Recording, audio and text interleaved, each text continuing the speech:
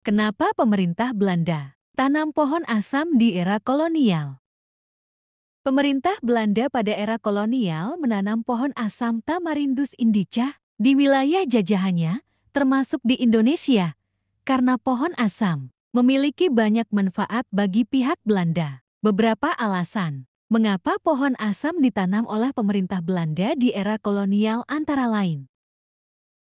Sebagai obat-obatan, di Indonesia, buah asam telah lama digunakan sebagai obat tradisional untuk mengobati berbagai penyakit seperti batuk, demam, hingga keseluyuk. Oleh karena itu, pemerintah Belanda melihat potensi besar dari tanaman asam sebagai sumber bahan obat-obatan.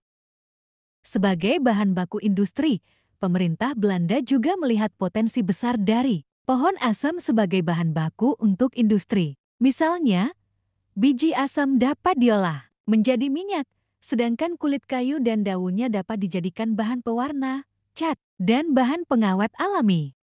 Sebagai alat kontrol sosial, pohon asam juga digunakan sebagai alat kontrol sosial di beberapa daerah di Indonesia. Ketika pemerintah Belanda menanam pohon asam di sekitar desa atau kota, hal ini dimaksudkan agar penduduk setempat merasa terikat pada tanaman tersebut dan merasa memiliki kewajiban untuk merawatnya. Hal ini dapat membantu pemerintah dalam menjaga ketertiban sosial dan menegakkan otoritas kolonial.